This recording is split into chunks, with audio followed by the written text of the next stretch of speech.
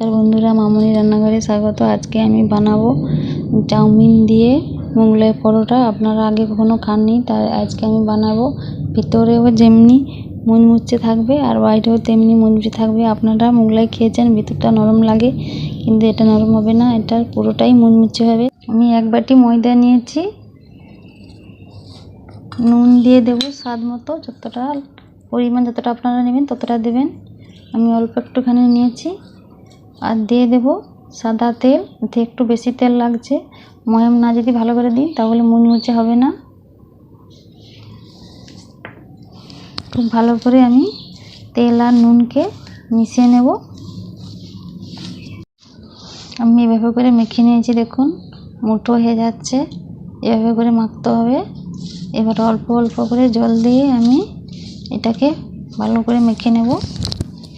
একসঙ্গে খুব বেশি জল দেওয়া যাবে না, অল্প অল্প করে জল দিতে হবে, না হলে নরম হয়ে যাবে। এভাবে শক্ত করে আমি মেখে নিয়েছি, দেখুন এভাবে রেখেছি। এবার এটাকে আমি একটুখানি তেল মাখিয়ে এটাকে রেখে দেবো রেস্টে। 10 মিনিট হয়ে গেছে মাখানো, এটাকে রেখে দেবো 10 মিনিট ঢাকনা দিয়ে। 10 মিনিট হয়ে গেছে। এবার এটাকে আমি ডো তৈরি করে নেব। এটাকে আমি দুভাগে ভাগ করে নেব। দুভাগে ভাগ করে নিয়েছি, দেখুন। এবার বেলে নেব। এটাকে আমি খুব পাতলা করে বেলে নেব, তাহলে মুচমুচে হবে। যত বেশি পাতলা করবে তত বেশি ভালো হবে খেতে।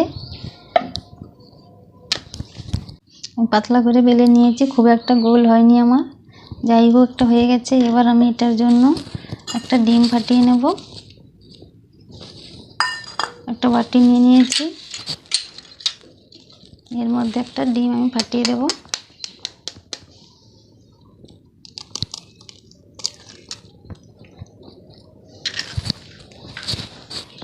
এর মধ্যে দিয়ে দেব আমি অল্প একটুখানি নুন, আর দিয়ে দেব পেঁয়াজ কুচি, কাঁচা লঙ্কা কুচি। সবশেষে দিয়ে দেব আমি চাউমিনটাকে লাল করে ভেজে গুঁড়ো করে নিয়েছি, এই ভাজার আগে দিয়ে বানাবো আমি। এটা দিয়ে দেব আমি 1 চামচ। এবার এটাকে আমি কাঁটা চামচের সাহায্যে খুব ভালো করে মিশিয়ে নেব। কাঁটা চামচ দিয়ে মেশালে মিশ্রণটা ভালো রেডি হয়। এটা আমার মেশানো হয়ে গেছে। এবার এটাকে আমি রুটির মধ্যে ঢেলে দেবো। বেলে যে রেখেছি পরোটাটা, তার মধ্যে ঢেলে দেব।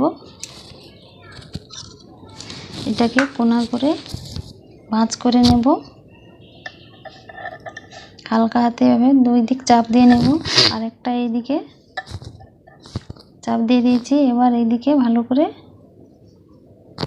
ধারগুলোকে একটু বেশি করে চাপ দিয়ে নেব, না হলে পরে ডিমের মিশ্রণটা বেরিয়ে যাবে।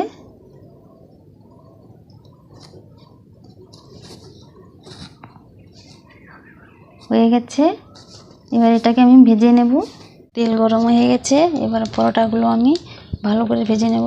ছাঁকা তেলে ভাজবো, অল্প তেলে ভাজলে হবে না, তার জন্য আমি দিয়ে দিয়েছি লাল লাল করে আমি ভেজে নেব। এই যে তার জন্য ছাঁকা তেলে ভাজবো বলে বেশি করে তেল দিয়েছি। এবার এগুলোকে লাল করে ভেজে নেব আমি। হয়ে গেছে। নিচের দিকটা এভাবে একটুখানি তেল উপরের দিক দিয়ে আমি হালকা হাতে উল্টে নেব। দেখুন কীভাবে লাল হয়েছে। এভাবে করে বাদামি কালার করে আমি ভেজে নেব। হয়ে গেছে এটাকে আমি নামিয়ে নেব। আর এটা ভাজার সময় অবশ্যই উনুনের আঁচ একেবারে অল্প রাখবেন, হালকা হালকা আঁচে ভাজতে হবে, নাহলে ভিতরটা বাইরটা হয়ে যাবে, ভিতরটা হবে না, কাঁচা থেকে যাবে। এটা হয়ে গেছে, আমি নামিয়ে নেব। এরকম করে বাকিটা আমি ভেজে নেব।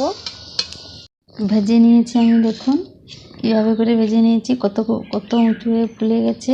আর একটা কেটে দেখিয়েছি, দেখুন ভিতরটা দেখুন একেবারে কত সুন্দর হয়ে গেছে, একটু কাঁচা নেই। দেখুন হয়ে গেছে।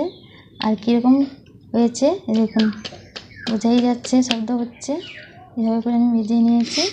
আর এই চাটনি দিয়ে খাওয়া, আজকে তরকারি বানাইনি আমি, এই চাটনি দিয়ে খাওয়া হবে। এটা চাটনি নয়, এটা হচ্ছে যে টমেটো কেচাপ, আমি বাড়িতে বানিয়েছি। এটা রেসিপিটা কেমন লাগলো কমেন্ট করে জানিও, আর লাইক সাবস্ক্রাইব করে আমার পাশে থেকো।